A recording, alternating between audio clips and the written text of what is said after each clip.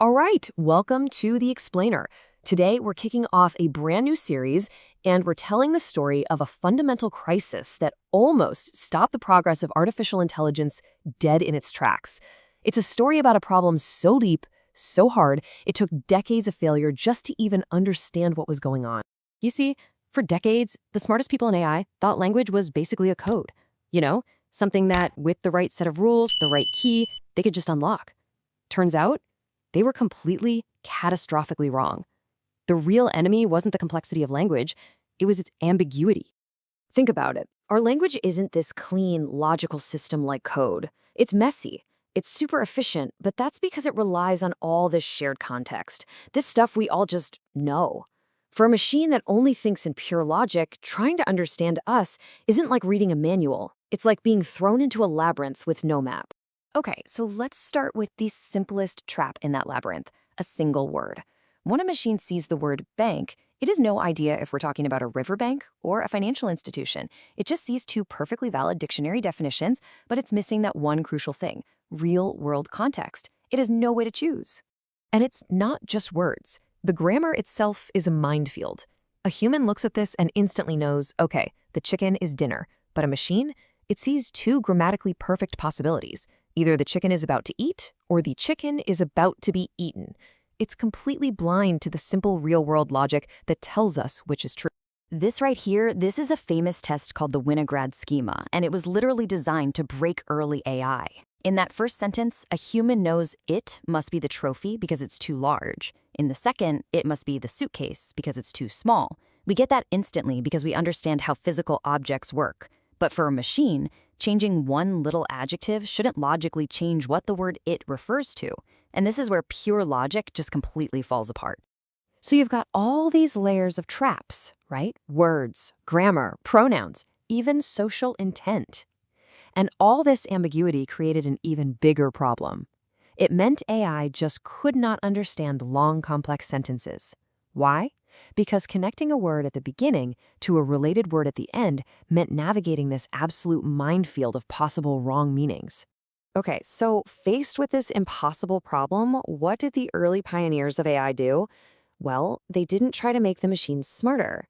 No, they tried to make the problem simpler. They just threw brute force logic at it, hoping to hammer it into submission. You have to remember, this was the height of the Cold War, and the big dream was automatic translation. The idea seems so simple. Just feed a computer a dictionary and a grammar rulebook. And a demo in 1954 was so hyped up, people thought the whole problem would be solved in just a few years.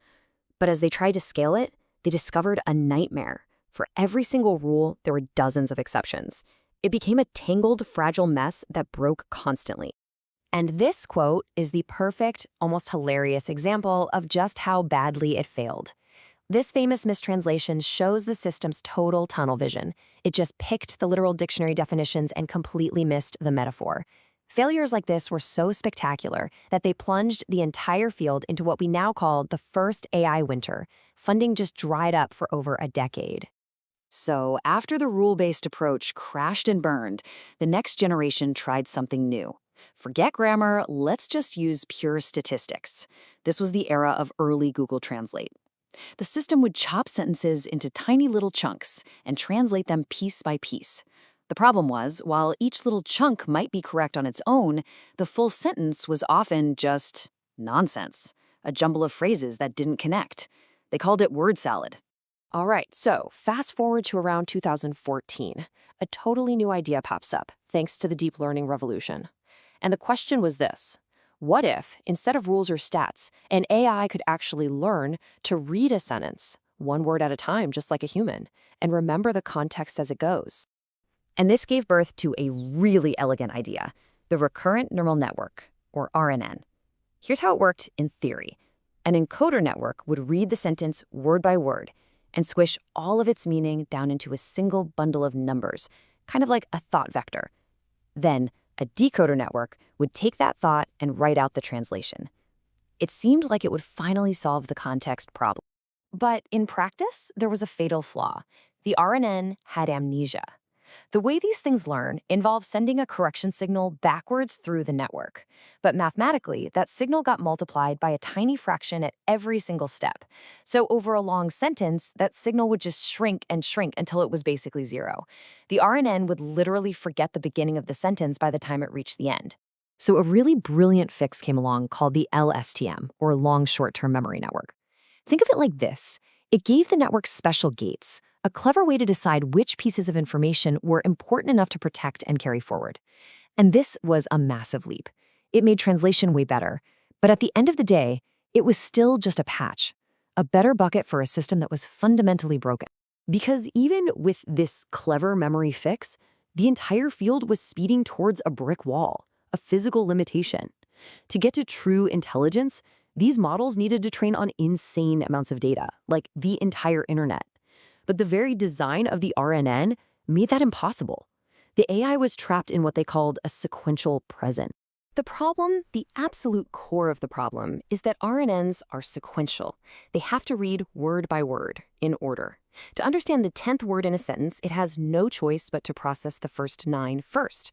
There's no skipping ahead, no multitasking. And this one-at-a-time process created a disastrous bottleneck. And this created a disastrous mismatch with modern computers. You see, GPUs, the chips that power all of AI, they're designed for parallel processing. They want to do thousands of things all at once.